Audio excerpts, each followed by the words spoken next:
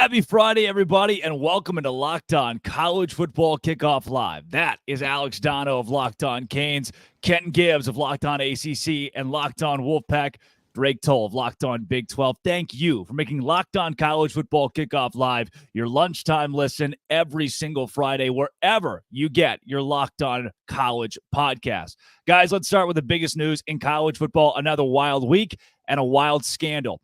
Kenton, look, you played the game in college. I want to pitch this one to you because what we've learned is that Michigan, they've got your signals. They know your play calls. This might be one of the wildest on-field scandals in college football history. How much of a competitive advantage is it when you know every other team's plays? You know, Deion Sanders said that it's you still got to physically stop it, and it's not like baseball where if you know the curve is coming, you can sit on it.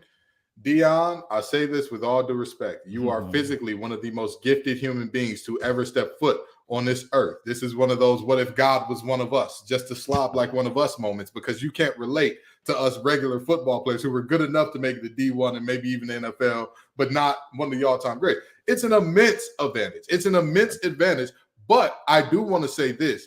Even though it's an immense advantage, I don't know why I keep struggling with ad instead of advantage, but anyway, it's an immense advantage. However, let the penalty be whatever the penalty is for this type of violation.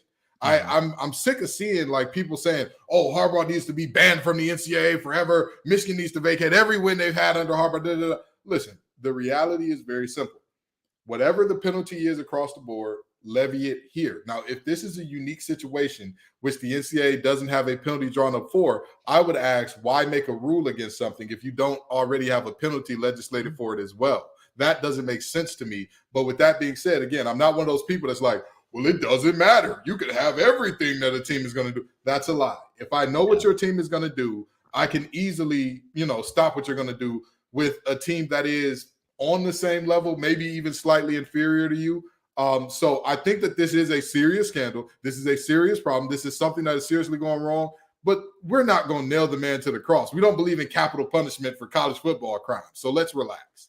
Yeah, Dono, this is something that's been in place for 30 years. This rule, you get no in-person scouting, and obviously it's been broken. The one thing that I keep coming back to is the head coach of a program knows everything that goes on within it. How would one rogue staffer steal signs and bring that to a competitive advantage under the head coach's nose, especially when he's been doing it for the last 3 years and the team's been winning the last three? Like, help me piece this together that Jim Harbaugh was in the dark the entire time. Well, it's a no-win for Harbaugh, or at least it should be, because either you did know what was going on, which is bad, or if you didn't know what was going on, how do you not realize what your staff members are doing under your nose? So it's a lack of oversight, or he's part of it. And I understand, I guess, for Harbaugh, the lesser of two evils would be to say, I had no idea what was going on, so he's going to play that card.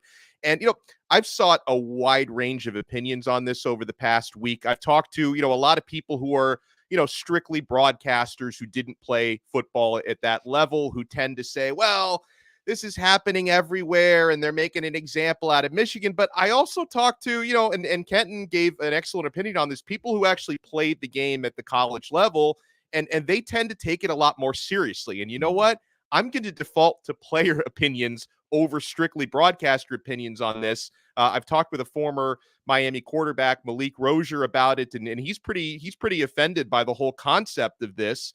And guys, listen, I'm sure that at a certain level, this does happen at other places, that Michigan aren't the first program to wake up in the morning and say, hey, we could be getting a competitive advantage by figuring out signals. But based on the details and the evidence that's been flowing out over the past week, I don't know if anybody's doing it the way Connor Stallions has done it. I mean, that is an obsessive dedication, even going back to during COVID when he couldn't get to games in person and he had to, strictly do it based on film. Then, of course, now he's buying tickets to all these Big Ten games left and right. I mean, I don't know if anybody's doing it like that. This is like a smooth criminal operation that Connor Stallions was running.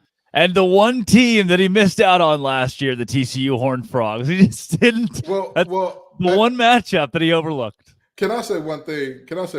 Well, Ken, I want you to go into this, but I've got a question for you very specific here. Okay, we talked about this a bit off the air. But you played college football. This seems, right, if an opposing team reads your snap count, and in baseball, an opposing team reads your signals, that's part of the game. Yeah. At what point is this on a coaching staff for not having a variety of signals? So, to me, the deal is this. Honestly and truly, I believe that this is all on the coaches to make their signals more complicated, 100% on the coaches. However, you violated a rule. It's not illegal. If Connor was on the sideline, let's say he had a Rain Man-esque ability. He could stand on the sideline, look at your signals and say, I can cut exactly through who the decoys are. This is the real signal. This is what this signal means. And he was telling them, hey, this is their signal. We would all be offended by it, but guess what?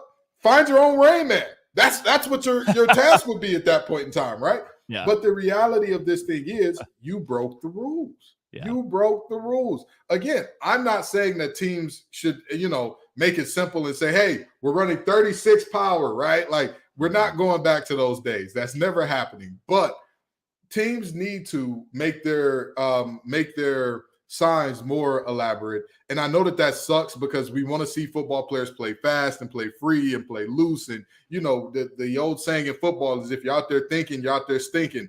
But the reality is this needs to be a situation where the teams have to take the onus on this because, yes, what Connor was doing is illegal. There are other ways to get other teams signs. And in terms of calling him like a criminal mastermind or something like that, what criminal mastermind uses Venmo? Yeah. What criminal mastermind is buying all of these tickets on a card? Yeah. If he was I'm going to tell you now, I'm come from the west side of Detroit. I know a few people who dabble in underhanded dealings, and the smart ones know everything you do needs to be done in cash in the least traceable way possible. So that if anything happens and people are like, wait, where did that money come from or where did that money go? I don't know. What money? What money? Do you see any money? I don't see any money around here. Where's the money? So, let's slow the criminal mastermind talk here. Fair. Just criminal would be perfect. Let's just call him criminal. We'll leave it right there. Exactly. Guys, I want to take you back to week 5 as we preview college football this week. We all said that the national rhetoric was it's a boring week in college football. And that week gave us Auburn scaring Georgia and only losing by a possession. It gave us that wild game between USC and Colorado as the Buffs almost came back. Notre Dame at Duke. Ole Miss hosting LSU. We thought it'd be a bust, and it ended up being one of the most fun weeks we've seen in college football, and we get it all again this week. Week in and week out, it has been a wild season, and one of the biggest matchups of the week, Utah and Oregon. This is where I'm going to have my eyes this weekend as a huge game in the Pac-12. We've got JT Wistersill to join us to talk about our biggest game of the week.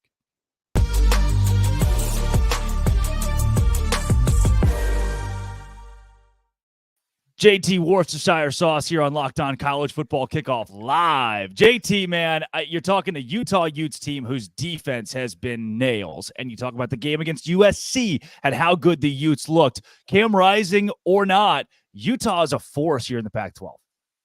They really are, and they just continue to find ways to win games, whether it's converting a safety to a running back who has not only been sensational in the running game, but also the passing game last week where he really torched the Trojans. But Kyle Whittingham, just in the midst of one of his most impressive coaching performances, every Utah team runs the ball well and is really good defensively. This year in particular, I feel like they've been really impressive. And now we're at the point here where somehow without Cam Rising, without Brant Keithy, two guys who were both voted to be top 100 players in college football this season and two of the best at their position, in my opinion, still, this team is still 6-1 right now and in a position where if they could find a way to beat Oregon here, everything's still on the table for them. With the amount of injuries they suffered, it still seems crazy that we're in this position.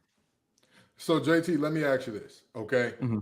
In looking at this game, and you said everything is still in front of Utah.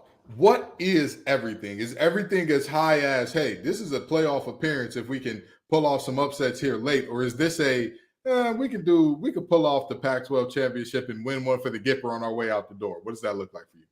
I mean, just in terms of like what is still on the table at the exact moment, there is a world where this team can get to the college football playoff. Now, I will say that seems really tough to do, but Look, if Utah were to beat Oregon, the biggest game left on their season would be Washington. If they were to go into Husky Stadium and emerge with a victory, then I imagine they're in the Pac-12 championship game. And, for the last couple of seasons, Utah's been counted out every time they've been in that Pac-12 championship game, and they find ways to win as they do so frequently, whether it is with a pig farmer at quarterback or just guys stepping up all across the board defensively. It just has been a bad business betting against Kyle Whittingham, especially at home, where Utah hasn't lost a true home game since 2018.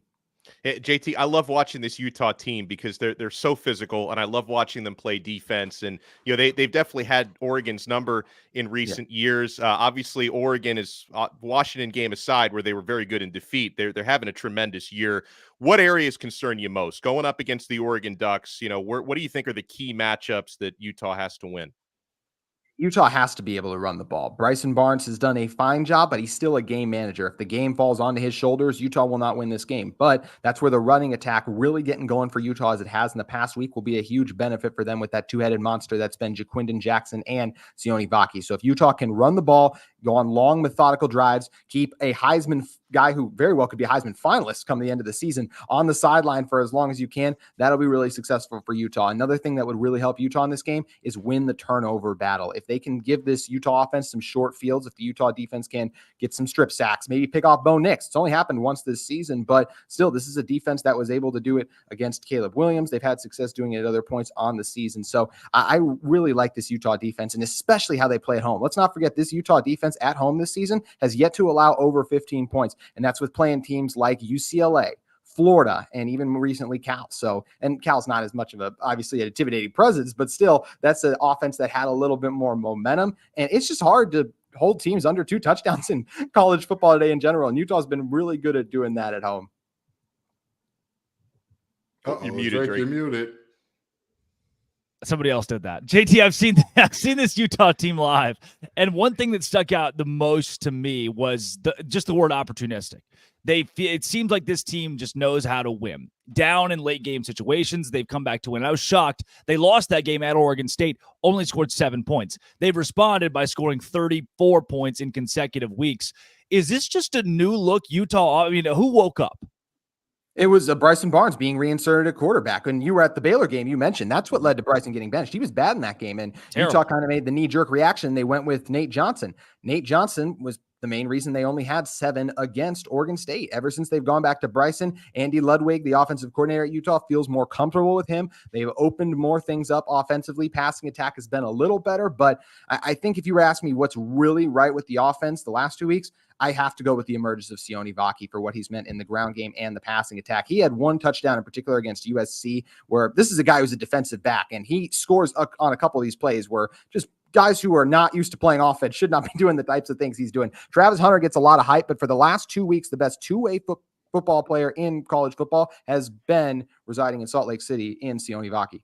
JT, before we get you out of here, give me a score prediction, Oregon, Utah, Saturday. It's going to be another thrilling matchup, but I think the Utah defense playing at home, this is a Rice-Eccles Stadium that is very tough to play, and you hear the best analysts in the game come into Rice-Eccles Stadium, and they always talk about how loud it is in that stadium. That noise will make a difference. Oregon will put up their worst offensive performance, as teams tend to do inside Rice-Eccles Stadium, and I think it's going to be a very close game that Utah barely squeaks out late as they win the turnover battle, and I'm going to go Utah 28-27.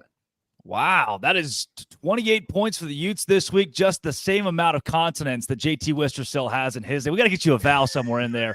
JT, thanks for joining and breaking down our game of the week. Appreciate you guys.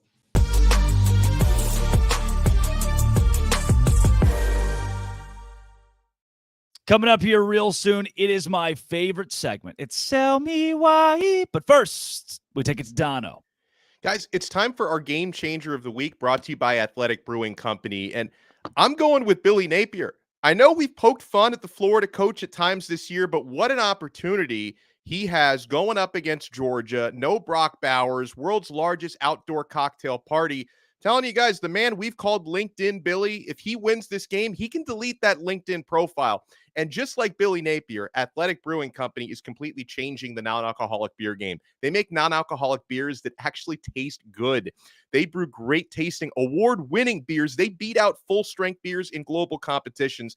They brew over 50 styles of craft non-alcoholic beer, including IPAs, Goldens, sours, and more. they're fit for all times. So you can drink them anytime, anywhere, and there's no hangovers ever, which is a big plus. You can find Athletic Brewing Company's non-alcoholic brews at a store near you or buy online at athleticbrewing.com. First-time customers can use code LOCKED ON to get 15% off your first online order. That's code LOCKED ON at checkout for 15% off at athleticbrewing.com. Near beer, exclusions and conditions apply. All right, fellas, let's jump into Sell Me Why in the second of our two top 25 matchups this weekend. The number 18 ranked Louisville Cardinals are 4.5-point favorites as they host the 20th ranked Duke Blue Devils. Here is Locked On Louisville to sell you why the Cardinals will cover. Hey, what's going on, everyone? I'm Dalton Pence, host of the Locked On Louisville podcast. The 18th ranked Louisville Cardinals enter the weekend 4.5-point favorites, according to FanDuel Sportsbook, against the 20th ranked Duke Blue Devils. I'm here to tell you why I believe the Cardinals will cover the spread. It's going to be a mainly defensive game. You're likely going to be sweating out the result up until the very end. Both teams take a lot of pride in their rushing attack and their defense. The main thing for me in this matchup is the availability of Duke star quarterback Riley Leonard, as he re-aggravated his ankle injury last week against Florida State. I feel like that, coupled with Louisville's ability to play well at home and looking to bounce back against a loss against Pittsburgh, I feel as if Louisville will cover the 4.5-point spread. Look for Jawar Jordan to have a solid game bouncing back from injury. Yeah, Kenton Gibbs, is this Riley Leonard or bust for Duke? Absolutely, 1,000%. You look at that game against Florida State, they lose it 38-20, right? Do you know what the score was when Riley Leonard got hurt?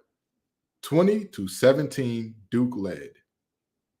Ladies and gentlemen of the jury, I don't believe that I need to give you any more. My case is resting peacefully. It's got his Snuggie. It's got his nightlight. It's listening to Anita Baker on the way to bed. That's the type of thing that is happening here, because there's no other argument to be made in terms of can Duke go? Can Duke get it done without Riley Leonard? I mean, he is objectively the engine that makes the car go, the brakes that make sure the things stop. He is, in the words of Barry White, they're first, they're last, they're everything. He's the guy there. And so without him, I don't see a world in which Louisville doesn't outright win, let alone cover. Dono, we're talking about the same Louisville team who in their last game got trounced. I mean, pummeled by Pitt. Can we have this much confidence in the Cardinals?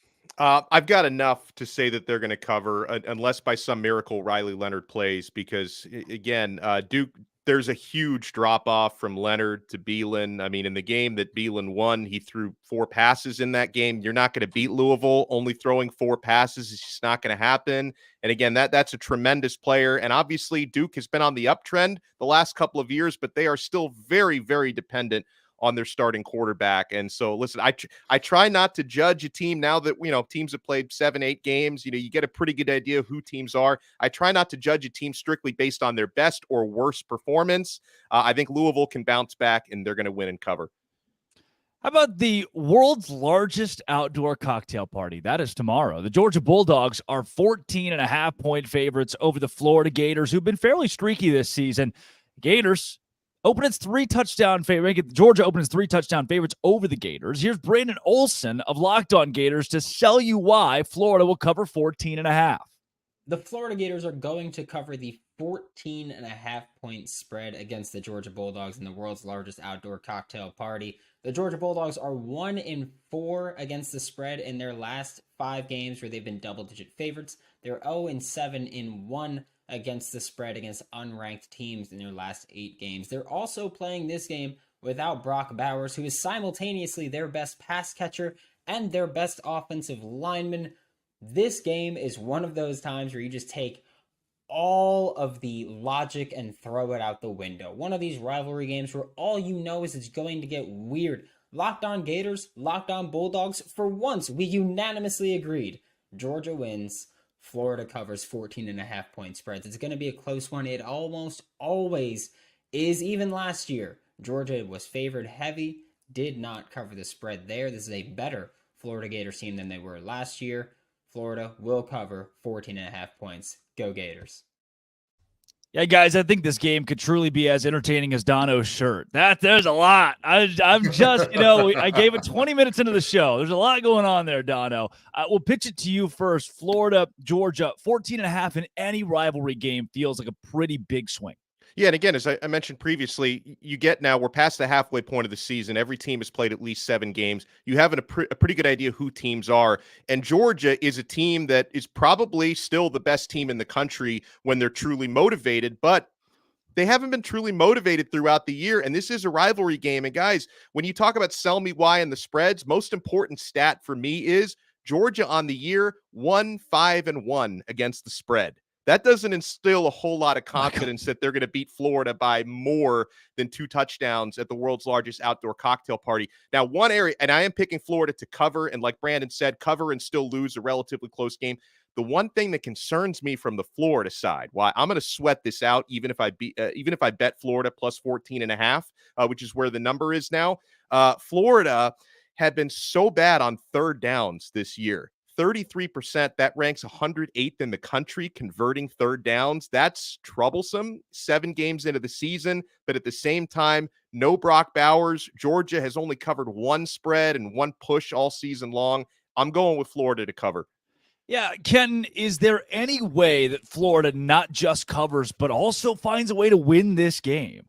Yeah, there's very much so a way. I don't think that Georgia is – this is not the Georgia teams that we've seen in the past. With all due respect. This is not – all right. This is not a Georgia team with Davis and Nolan and Smith and all those guys and Walker and all those guys. This is not that team. This is a very good Georgia team.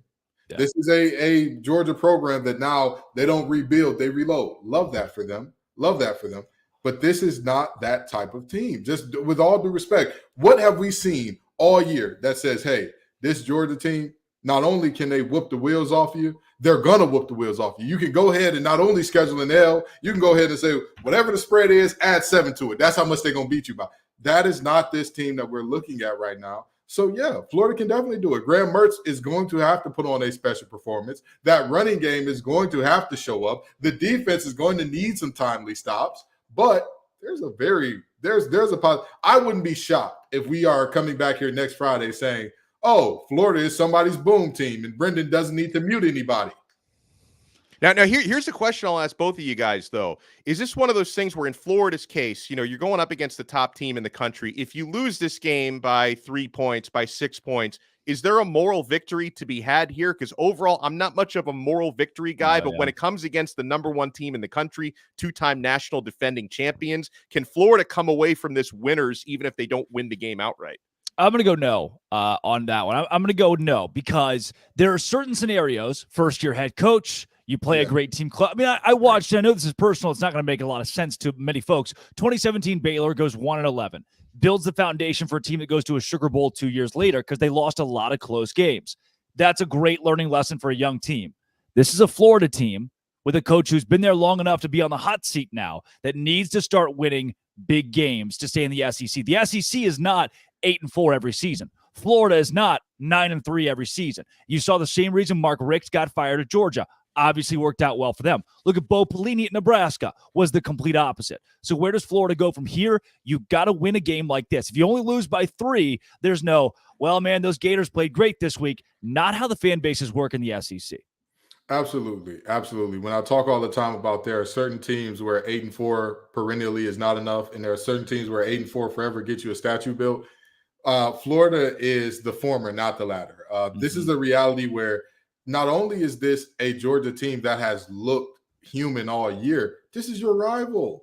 You can't, losing close to your rival is not ever going to be a moment where it's like, oh, they're really good this year, so it's okay. Yeah. It's like, no, these people at the Florida-Georgia line, they're going to be making fun of me all year because you went in there and you got close. You almost – close only counts with horseshoes and grenades. And last time I checked, neither one of those are on the football field.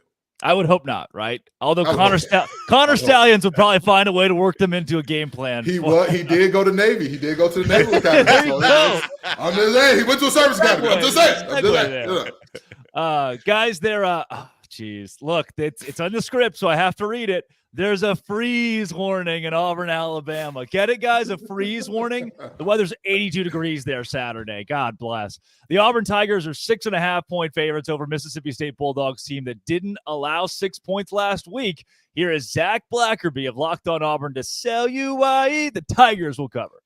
Do you ever look at your reflection in the mirror and say, man, if we were to really just go at it, it would be ugly? That's kind of what's going to happen on Saturday at Jordan-Hare Stadium. I'm Zach Blackerby, host of Locked On Auburn. And the Auburn Tigers and the Mississippi State Cowbells, very similar teams when you look at them. Questions at quarterback. Mississippi State's riding with their backup quarterback. Auburn has multiple starting quarterbacks. Both teams need to run the football in order to generate any sort of offense. And I think both defenses are actually solid. I think they're fine by SEC standards. I think what it comes down to is Auburn's roster is better than Mississippi State's roster. And the talent that is on Mississippi State's roster isn't playing. Starting quarterback, not expected to play. Starting running back, left the game early in their win against Arkansas last week. And it's been really quiet out of Starkville regarding his return. I think those two guys missing time is why Auburn will cover that 6.5-point spread. And also Auburn needs this win to go bowling this season, much like Drake Toll really needs a haircut. Back to you guys. I just got one too. I got the flow and I just got one. Guys, look, there's a paint drying competition in Frisco this weekend. I've been on the circuit, and I'm thinking it's at the same time. It's at 2:30. I already got tickets. I think I'm going to go to that instead of watching Auburn and Mississippi State. I almost lean with Zach Blackerby because this game feels like a gross slugfest that Auburn finds a way to pull out 10-3, Kenton Gibbs. Yeah, first of all, let's just address something. I don't never look in the mirror and say if you two were to go at it, it'd be ugly. Yeah, how interesting I'm the is sex that? appeal on this show, okay? I'm the sex symbol on this one. So let's not do that. By the way, we should throw out there, if you ever look at the mirror and think about fighting yourself, we should probably open up a much more heavy conversation. Well, they made a movie about that, Fight Club. We do. Yes. We do ask for better help all the time. I'm sure Zach Blackerby has to read them. I'm just saying. Also, Donna, way to give away the end of Fight Club. You had one rule here. Zach Blackerby is Tyler Durden, apparently. Wow. Well, no, but seriously, I think that Auburn covers because Mississippi State is not a good team, and they're not a good team that's also very banged up. Yeah. Very banged up. At this point in time in the season, everybody's a little hurt. Everybody's got a little gimp to their walk. Everybody's a little. But they don't not as many teams have as many pivotal positions that are clearly this player's not going to play. Will Rogers is one of the guys on that team that he's one of the heart and soul guys. If he's not available, what's going to happen with that team? You know what I mean? Like that's a very tough ask of them. And if you say, well, Mississippi State's defense has really turned it on, have they? Or is Arkansas just bad? The game before that, they allowed 28 against Western Michigan, I want to say it was. So What are we really doing here? Like, I think that Auburn covers this thing comfortably. Yeah, really good defenses don't usually lead to the opposing team firing their offensive coordinator in the midweek, which is what Arkansas did following that output against Mississippi State. Dono, where do you sit with Auburn and the Bulldogs? Yeah, hesitantly, I stand with Auburn covering based on everything Kenton said, everything Blackerby said. The only place where, again, I have caution because one of the things I try to do every week is look at, especially past the midway point, how teams have performed against the spread this year. Auburn's been another dud there, 2-5 against the spread this season. But if anything, I think maybe this is working in their favor because they might be undervalued for that reason. Mississippi State is so banged up. I think Auburn gets their third win against the spread this week. Well, guys, coming up, we're going to do booms and busts from last week. Who did you see that you liked? Who did you see that needs some work or even needs to brush up on their LinkedIn profiles? But first, we'll take it to Dono. Well, yeah, because, guys, you need to be checking out Game Time. If you think frustrating situation, buying tickets at the last minute, it shouldn't be frustrating. It's never frustrating on the Game Time app. Guys, I'm looking at $1 tickets for some of the college football games this season. You want to buy these last-minute tickets, flash deals, zone deals? You can see the view from your seat before you buy, so you know exactly what to expect when you arrive. And, guys, the Game Time guarantee is so clutch. You will always get the best price. If you find tickets in the same section and row for less, Game Time will credit you 110% of the difference. You got to download the Game Time app, create an account, and use code LOCKEDONCollege for $20 off your first purchase. Terms apply. Again, Create an account and redeem code LOCKEDONCollege for $20 off. Download Game Time today. Last-minute tickets, lowest price, guaranteed.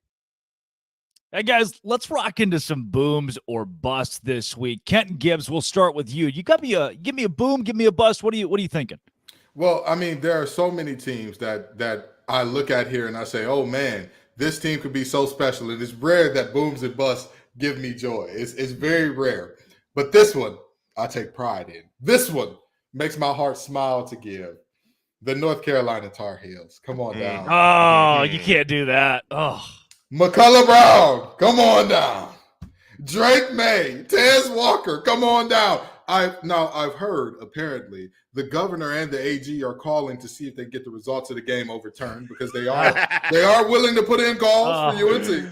But it appears that Tony has done it again. Tony Muskett, Tony Elliott, they've gotten this thing done. And I'll tell you what, to me, the very interesting thing about this is the fact that Mac Brown, and the way that Mac Brown does, in his special Mac Brown way, says, well, I think the biggest place we could place blame for this loss, or one of the places we could place blame for this loss, is that students didn't come to the game on fall break. My brother in Christ, are you serious? Yeah. Are you for real right now? Are you as much as you're getting paid to do your job, that is where you go with this? That is where you go with it. I'll tell you what. At the end of the day, Duke had a similar situation. Their students didn't show up during fall break. NC State fans took over their student section. Yep. And yet they still run the game by 3 tutties. Yep. I'm sorry to tell you, the fans aren't on the field with you, my brother in Christ. You've got to get the job done. And for my boom, a team that they may see a very, very large. Dude, well, we're supposed to split these up. You're on a heater right now. Oh, I'm sorry. You're giving me your booms and your busts. I'm sorry. Hijacking the segment, Ken. My bad. What are we doing here? I'm sorry. I just got so excited. I love talking. It's too late. It's too giving your boom. Well, my boom, that, like I said, they got a bus coming from the NCAA coming soon, but a boom versus their rivals. 49-0. They knew the other team's plays. My Lord. My Lord. Michigan State. What they've been doing. Michigan State, did you pinch them? Did you get on the field? Were they running plays versus air?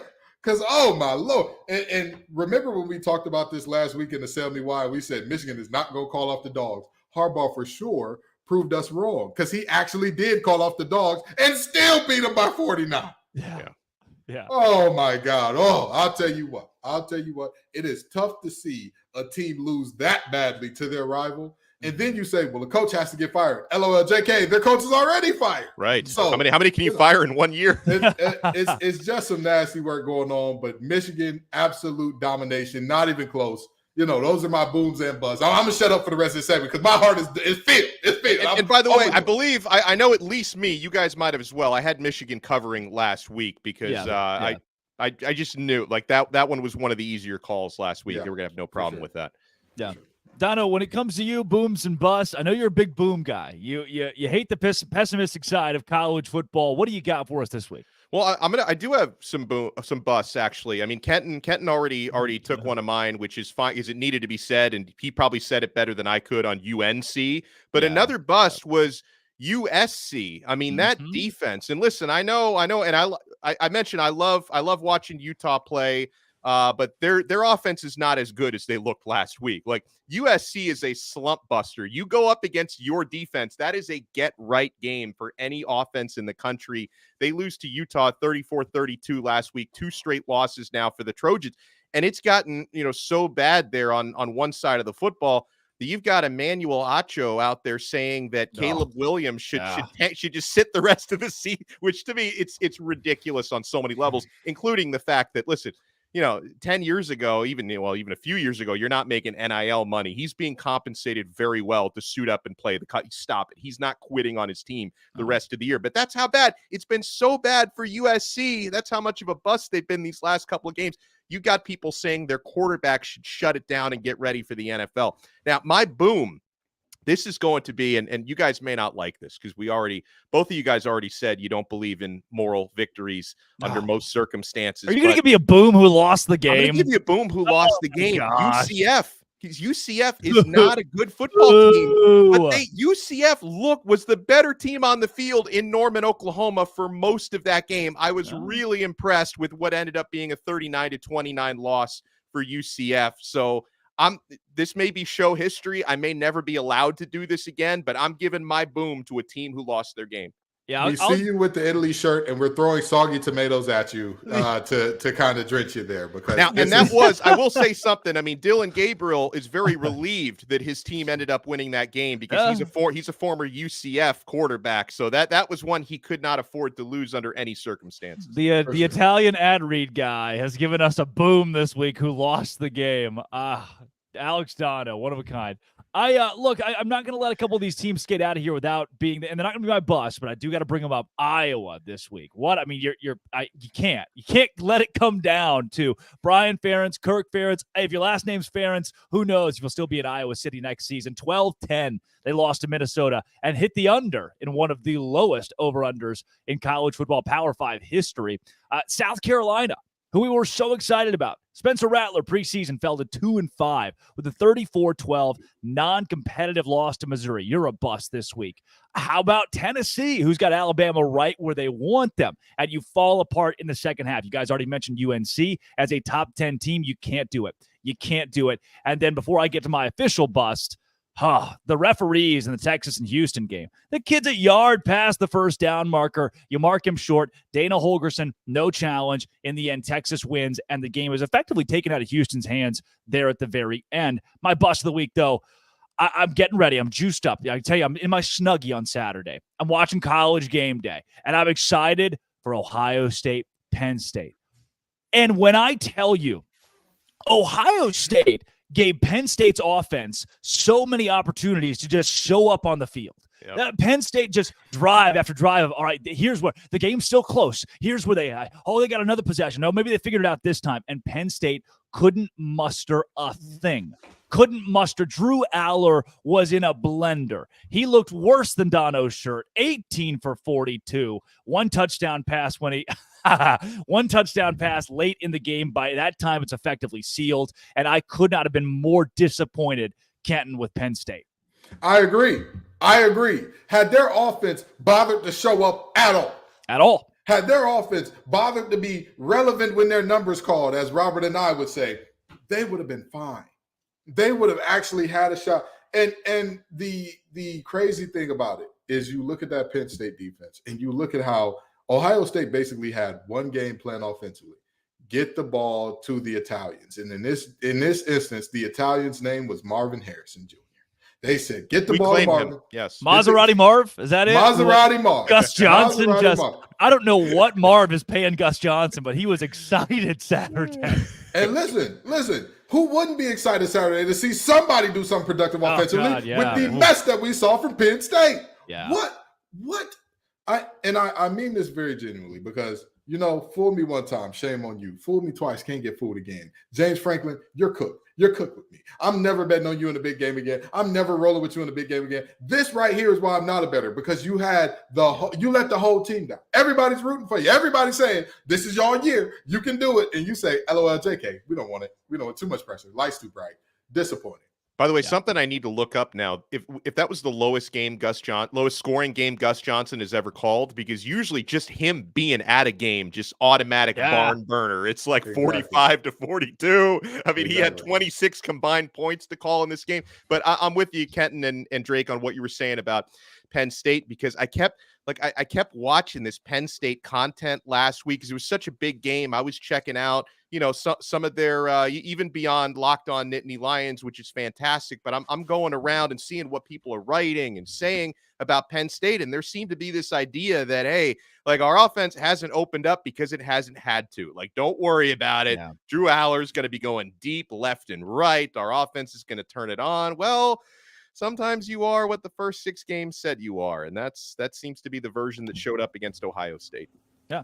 Now, guys, before we get into some LinkedIn, who needs to brush up on that LinkedIn hot seat conversation this week, I do want to give you a boom, and that's the BYU Cougars. We've skipped over a lot of the Big 12 this season because it's been a conference of mostly nobodies. Let's be honest about it. I was locked on Big 12, and there is no really relevance in the national picture from the Big 12 as we speak. Oklahoma State scoring 28 points, moving to 5-2, 3-1. They're going to vie for a conference title to try to keep a Red River rematch from making itself known in Arlington. BYU over Texas Tech, 27-14, and then Kansas State over TCU. Kansas State, another team that's going to give Texas or OU a run for its money. But these BYU Cougars, their defense stepping up to push Joey McGuire and Texas Tech to 3-5.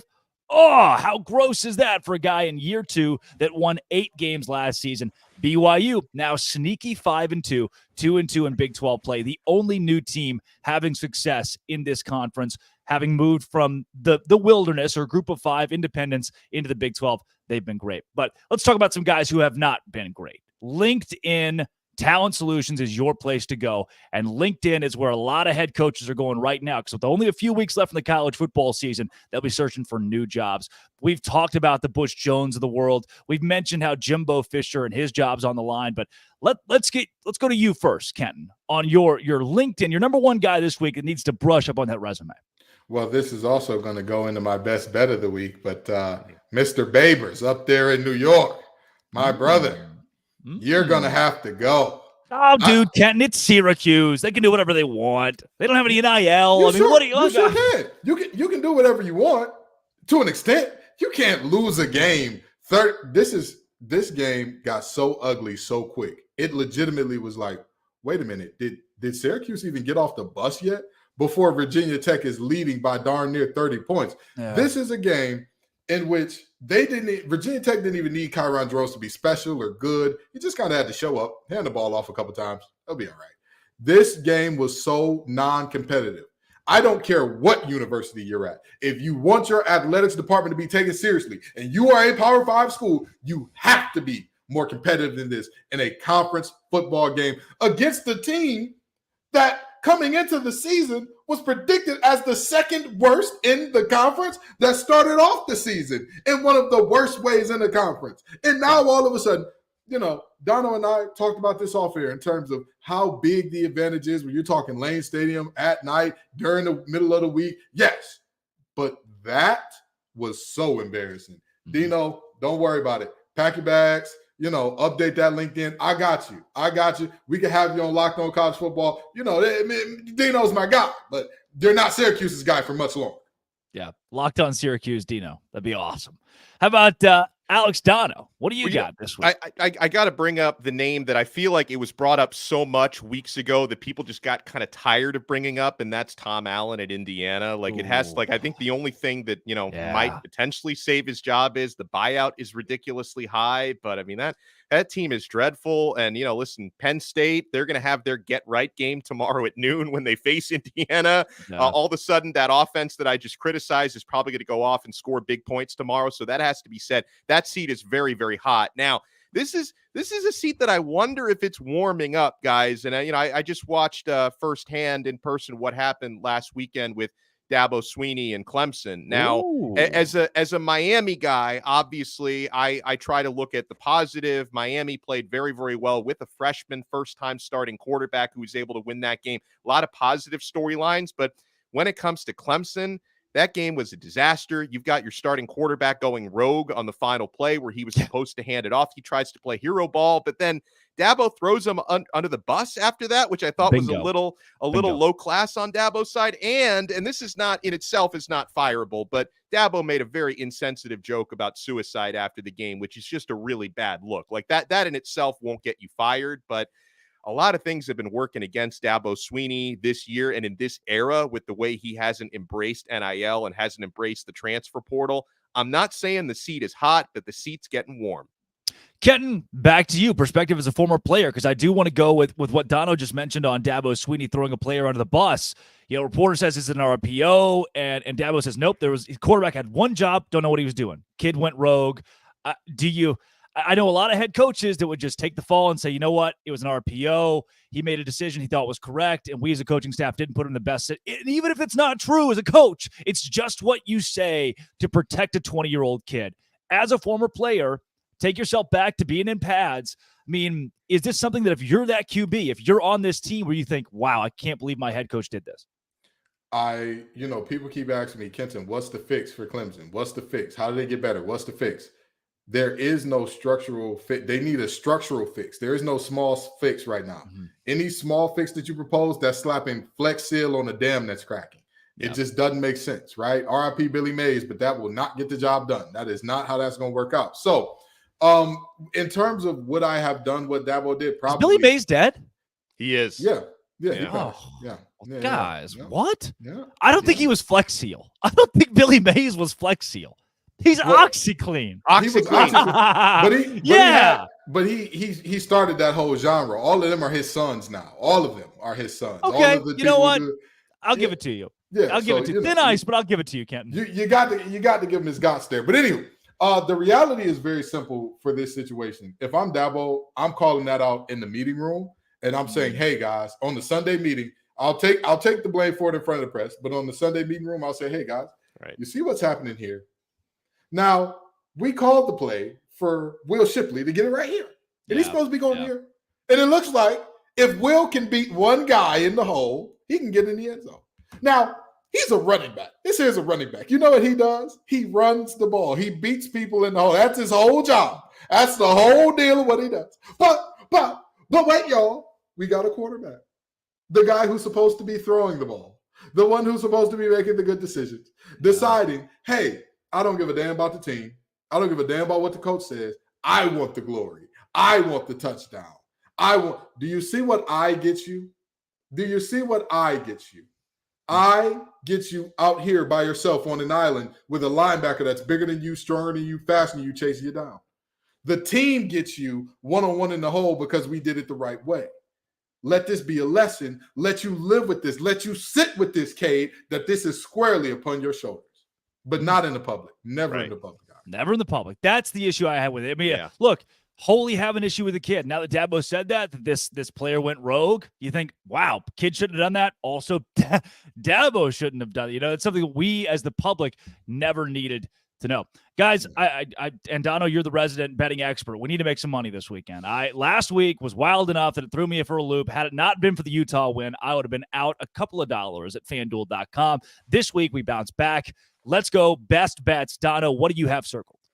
Well, I am going to circle back too, because I want to reiterate for those who tuned in late. I do like Florida to cover 14.5 against Georgia. Georgia garbage against the spread at 1-5-1 this year. No Brock Bowers, rivalry game, neutral site. Neutral site, obviously, there's going to be a lot of fans from both sides there in Jacksonville. Plenty of Florida fans will be in attendance. But I think Florida does not win outright, but I think they do cover in the game. Oftentimes I like to look at really, really big lines this time of year that maybe shouldn't be so big. I'm looking at Notre Dame given 20.5 points this week against Pittsburgh. I think Pitt, even on the road, can keep it a little bit closer than that. They've obviously been a Jekyll and Hyde team, but they did pull off a surprise upset against Louisville this year. So I think Pittsburgh might be able to cover that one. Trying to think of any other ones that we didn't cover yet so far this year. Let me, why don't you, here's another one I was looking at. Now I do think this team will cover a double-digit spread. 24th ranked USC at Cal, no home field environment whatsoever there in Berkeley. I think USC is being underrated a little bit based on what their defense has done the last couple of weeks. This is not the offense to truly exploit that. I think USC covers 10.5 against Cal, no problem. So I'm going to look at that one as another one. I expect USC to win big. Yeah. Kenton, where do you land this week on making some dough? So let me give you two, and one of them is actually retroactive, and some of y'all are going to say I'm cheating because of that. But the reality is, if you watch Locked On ACC, you know that I gave you this one. I was screaming from the hilltops, and I'm not even a betting man here. Virginia Tech was only favored by 3 points against Syracuse. Yeah. Syracuse had every single loss that they've had. First of all, Syracuse hadn't won a conference game yet. Let's start there. Every single conference game that they played got successively worse and worse and worse by the game. And not to mention, everybody in their mama who wears an orange jersey is banged up right now. So the reality is that game, again, watch some Locked On ACC, because I'm gonna give you the nuggets right there. I knew that there was no way Virginia Tech won that game by only 3 points. They end up rolling. Now, another game that I'm saying, hey, what's going on here? I told y'all, Drake said that we're not giving the Big 12 enough love. Well, come on, Big 12. Y'all you can sing your LL Cool J, I Need Love, and I'm going to bring it in. I'm going to give you some love, okay? Oklahoma only being a 6-point favorite or so. Over It's 9 Kansas? now. It's up to 9. Yeah. 9. Yeah. Even 9. Give Yeah. me Oklahoma. Yep. Give me Oklahoma. What Love are we it. doing here? Yes. Kansas is a decent team. I don't think they're terrible, but I think that Oklahoma is a good team. I think that they bounce back. And I know that bounce back after a win seems counterintuitive, but I think for Oklahoma's goals, there cannot get moral victories, but you can have a moral loss where it's like, we should have beat this team by more. We should have hung 50 on this team, and we did not end up doing so. I think Brent Venables gets the boys right, and they solidly cover in this one. Billy Mays has been dead since 2009. That is really tough. No one told me. Breaking news. And 14 years later, no one told me. But also, he didn't do the Flex Seal commercials, Kenton. So take that. I mean, I've already spoiled a movie from 1999, and now we've covered breaking news on a death from 2009. Gosh. Don't worry, geez. Drake told you got to tell us what 2029 is going to bring us. Yeah, Since, wait till I tell we're you just guys going about- in these nines. Wait till I tell you guys about Michael Jackson. You're really going to hate this news later on in the show. My best bets in college football this week. I'm going to stick in the Big 12 as well because it's what I know best with Locked On Big 12. And there are a couple of them. Kansas, Oklahoma was one of my best bets on Thursday on the show. How about UCF, who is 0-4 in Big 12 play, has lost 4 consecutive games playing West Virginia. Sure, West Virginia in a slump, but you're telling me UCF's going to win this game by a touchdown? This team that's never won a Big 12 game is going to win by a touchdown against Garrett Green and C.J. Donaldson. Give me West Virginia +7 this week. I also really like BYU +20 points. I might buy a half point, buy a point on that as well against Texas on the road. Now, I get it. Texas is the far superior team, but a backup freshman quarterback playing for the first time, I will always take a 3-touchdown spread, especially against a 5-2 team with a 28-year-old quarterback in BYU. I think the Cougars cover 3 touchdowns. Now, when we come back, we'll give you some game time decisions. We will pick winners and losers from the biggest games of this week. But first, we'll take it to Dono. We got to talk about Prize Picks, guys. Prize Picks is the largest independently owned daily fantasy sports platform in North America. Easiest and most exciting way to play DFS. Guys, I've been playing Prize Picks since 2020. I'm so happy they're aboard the Locked On family this year. It's just you against the numbers. Instead of battling against thousands of other players, including pros and sharks, all you do against the numbers, you pick more or less than on 2 to 6 players' stat projections, and then you watch the winnings roll in. Guys, you can win up to 25 times your money. With a few clicks and less than 60 seconds, you can turn $10 into $250. Prize Picks also, they offer quick withdrawals, easy gameplay, and an enormous selection of players and stat types. That's what makes Prize Picks the #1 daily fantasy sports app. And the Prize Picks reboot policy is so clutch. Your entries stay in play even if one of your players gets injured. For all NFL games and college football top 25 matchups, if you have a player who exits the game in the first half and doesn't return in the second, that player is rebooted. Prize Picks is the only DFS platform with injury insurance. Go to prizepicks.com/lockedoncollege and use code LockedOnCollege for a first deposit match up to $100. Prize Picks truly is daily fantasy sports made easy. All right, fellas, game time decisions this week. Georgia, Florida, the outdoor, it's way too long of a name. Can we just call it the cocktail party? The largest outdoor cocktail party ever existed in college football. Who do you got, Kenton Gibbs? I think Georgia wins a close one. I think Okay. that Georgia, I think Georgia is the better team by a lot. I think that they kind of walk in and hit the I don't really feel like it button the same way they have multiple times this year, but they have enough to overcome that in the end. Dono. Georgia's run defense and their third down defense will be the keys in this game. Florida has been awful on third down all year. I think they're going to move it pretty well at times on early downs, struggle on third downs. I've got Georgia winning this game by 7 points. I think it's going to be close, but the Bulldogs pull it out. Good chance we look up at halftime and it's 17-14, 2017 Florida up. I wouldn't be shocked if it's Florida first half, but Georgia pulls the game out. That'd kind of be the script the Bulldogs have worked with this season. Give me Georgia 31-20, somewhere in that neighborhood. They don't cover 17.5 or 14.5, but they do end up winning this football game outright. Let's go 2:30 on ABC. BYU at Texas, one that we just talked about. Dono, I'll send it back to you. Yeah, I agree with your assessment. I think Texas wins, but I think they win close. I think BYU covers the gigantic spread, and the Longhorns will continue to at least make their case for staying alive in a potential college football playoff picture. Yeah, for this one, I'm actually going to take BYU to win. Like it. Now, that's insane. It's insane. I get it. There are a lot of people that scream in the comments, but BYU has done this season the opposite of what they're supposed to do nationally, right? When all of college football is saying, oh, they're going to lose to Arkansas on the road by 10, 15, they won that ball game. When you're saying, hey, they've got a struggling TCU team in Fort Worth and a 2:30 snoozer, they should win that game. They lost 44-11. This week, they should get blown out by Texas. We saw the cracks in UT, the cracks in the armor last week against Houston. I think this week, somebody finally catches up to the Longhorns. Give me BYU outright, Kenton.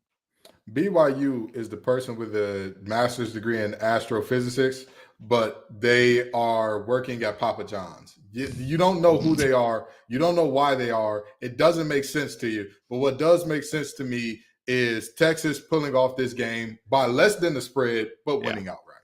Yeah. Duke or Louisville, Kenton? Oh, give me Louisville. L's up. This game, no Riley Leonard, no soup for you, no win for Duke. Give me Louisville in the easy win. Yeah. Are you right there, Dono? Yeah, I go Louisville by probably 2 touchdowns. I'm going with it, like Kenton said, a relatively easy win. I liked Duke until you guys convinced me otherwise. The panel likes Louisville in this game on Saturday afternoon. Let's take you back to the SEC. Kentucky hosts Tennessee. Tennessee 3.5-point favorites on the road. Number 21 team in America. Dono, do you like the Vols here?